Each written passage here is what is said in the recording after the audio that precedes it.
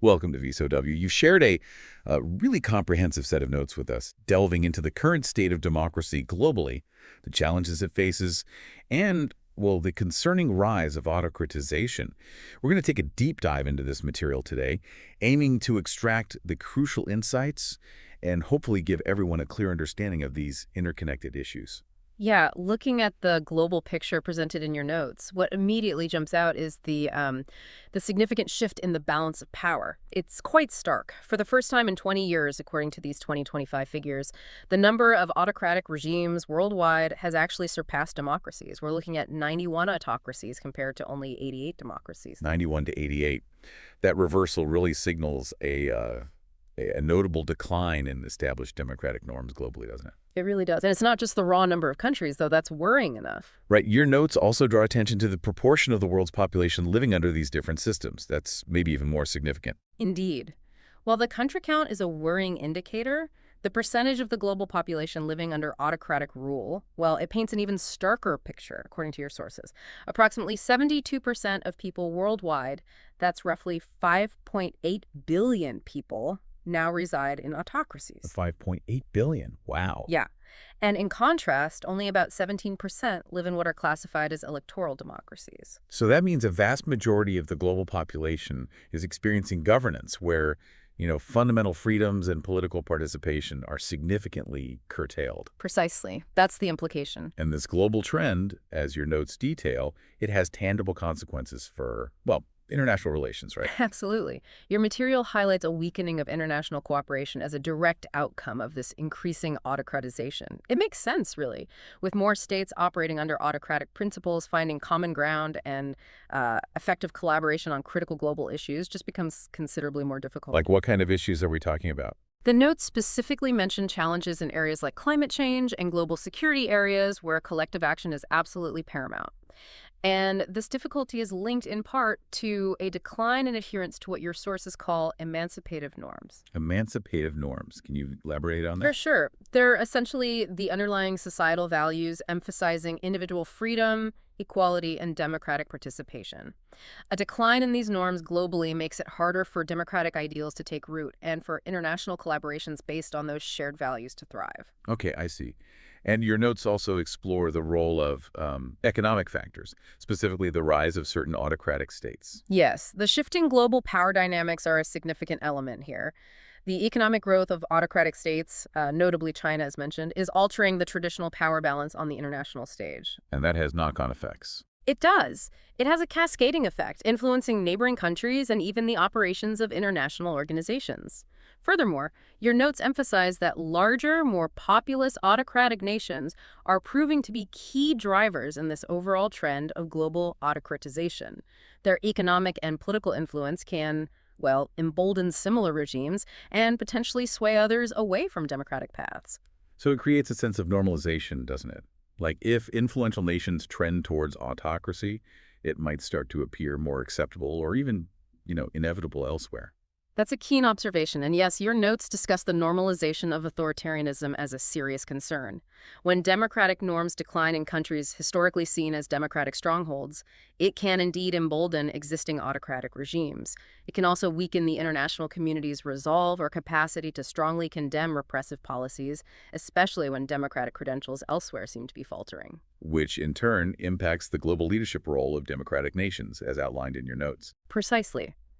Democratic backsliding, as the notes term it, can significantly erode a country's credibility when it tries to advocate for human rights and democratic reforms in other nations.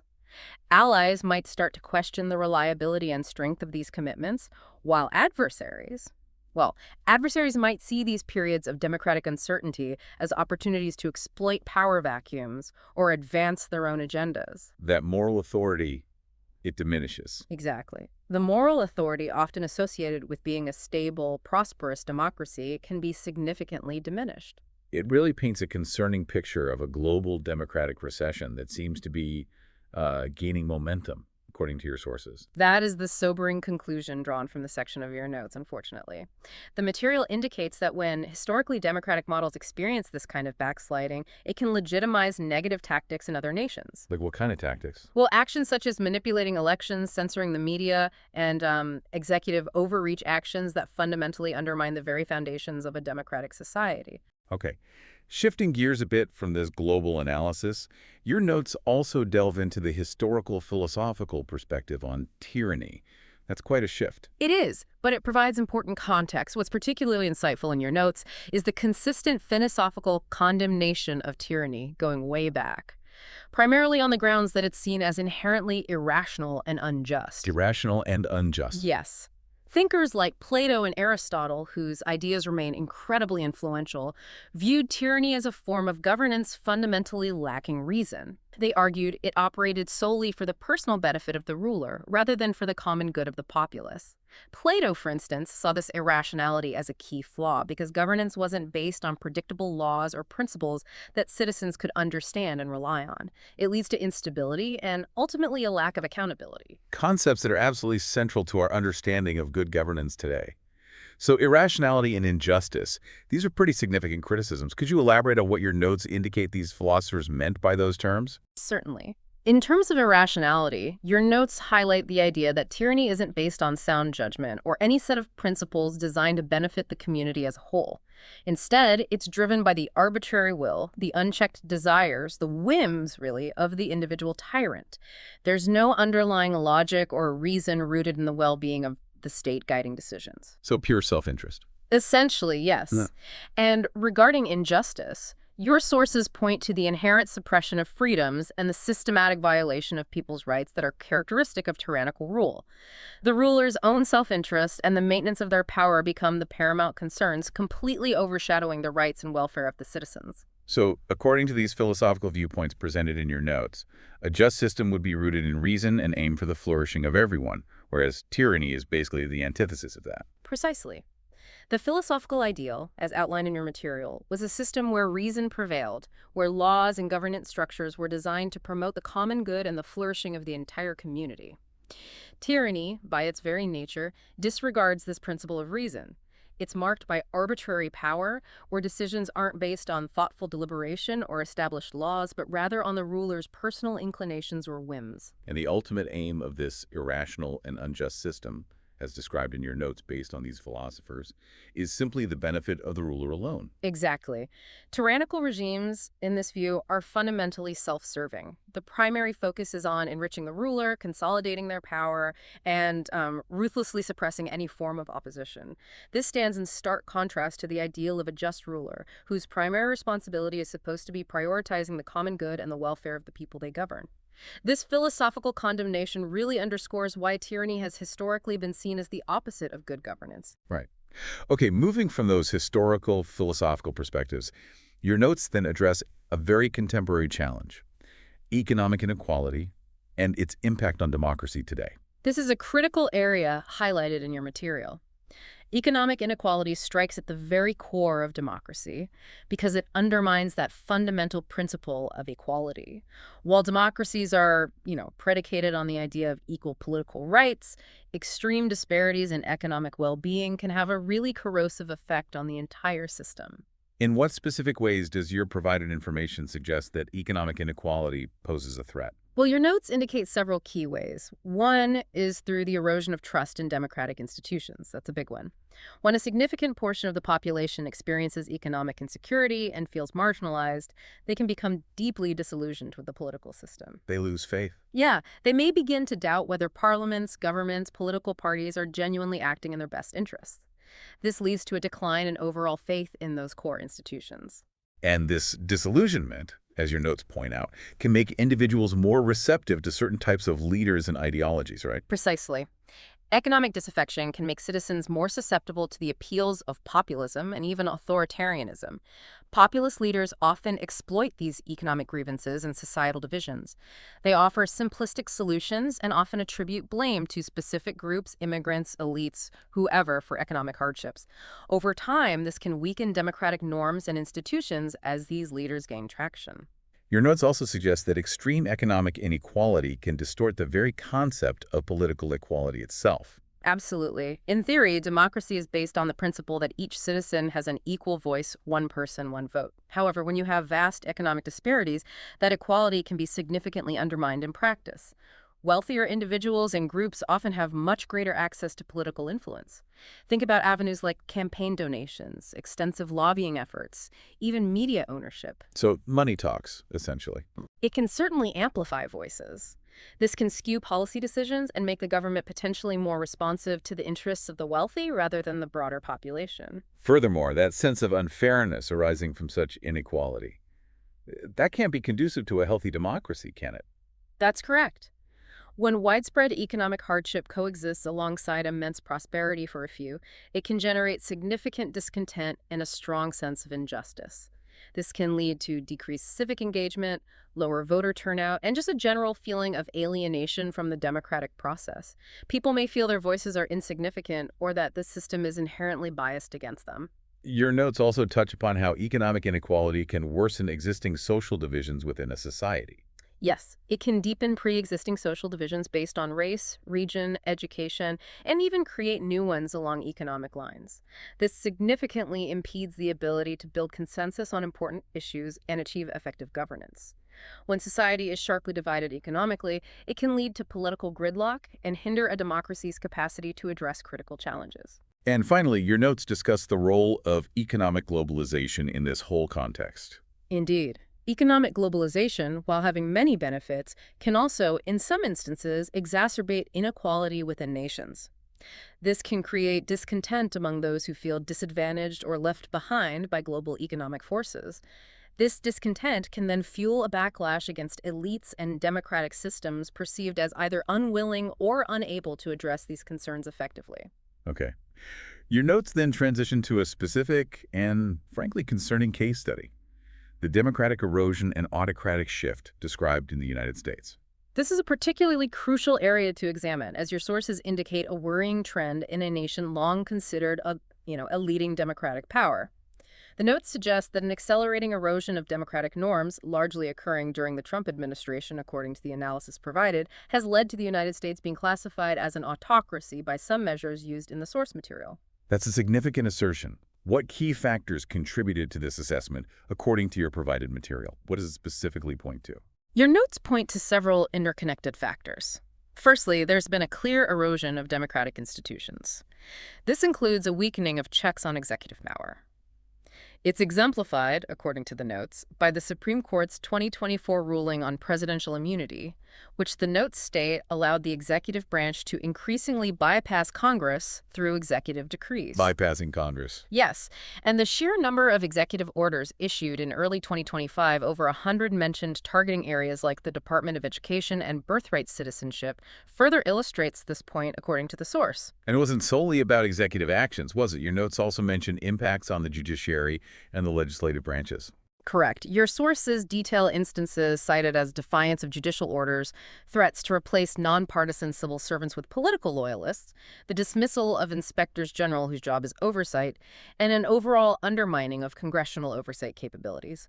These actions, collectively, are argued to have served to concentrate power within the executive branch and weaken the traditional checks and balances that are fundamental to a democratic system. Beyond the institutions themselves, your notes highlight threats to fundamental civil liberties as well. Yes, the material you provided details instances of the administration, reportedly targeting media outlets, universities, and opposition groups, leading to concerns about restrictions on free speech and academic freedom. The use of federal funding cuts as punitive measures against institutions that oppose the administration's policies is also cited as an example. Right, using the power of the purse. Exactly. Furthermore, established rights, such as the reversal of abortion rights by the Supreme Court, face significant rollbacks, and there were even efforts described to challenge foundational principles like birthright citizenship. And the deeply polarized political environment, that seems to have played a crucial role too, according to your notes. Absolutely. Your notes emphasize the increased levels of extremism and division, fueled in part by the use of what's termed eliminationist rhetoric against various groups. The persistent and often unsubstantiated claims of election fraud and the concerted attacks on voting rights further exacerbated distrust in the very foundations of democratic processes. Undermining faith in elections. Precisely. And finally, the apparent disregard for constitutional norms, such as the questioning of birthright citizenship, despite the clear language of the 14th Amendment, is seen in the notes as undermining the rule of law and establishing potentially dangerous precedents. Okay.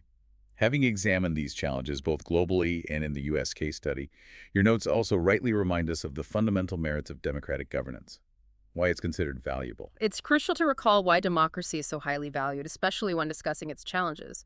Your sources reiterate that at its core, democracy ensures popular sovereignty. Popular sovereignty. Meaning, the principle that ultimate political power resides in the people, who exercise their influence through elections and other forms of participation.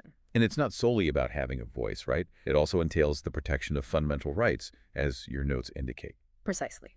Democracy, at its best, safeguards individual freedoms. This includes essential rights like freedom of speech, freedom of assembly, freedom of the press. These freedoms are not only vital for personal autonomy, but also absolutely essential for enabling citizens to hold their government accountable. Democracy also provides a framework for managing disagreements within a society, doesn't it? According to your sources. Yes, that's a key function. It promotes peaceful competition between diverse interests. By establishing rules and channels like elections, lobbying, debate for different groups to compete for influence, democracy offers a far more stable and less violent means of managing the inevitable differences that arise within any complex society. Your notes specifically highlight liberal democracies possessing certain key strengths in this regard. That's right. Liberal democracies, with their emphasis on fair representation through electoral processes, the accountability of leaders to the public, and their inherent adaptability to societal changes over time, are underscored in your material as particularly valuable and resilient forms of governance. And this really stands in the stark contrast to the tyranny we discussed earlier, which your notes remind us has a long, dark history of suppressing freedoms. Indeed. History is unfortunately replete with examples of how tyranny relies on arbitrary power and systematically suppresses fundamental freedoms. As we discussed, philosophers have long condemned it as irrational and unjust, serving solely the interests of the ruler.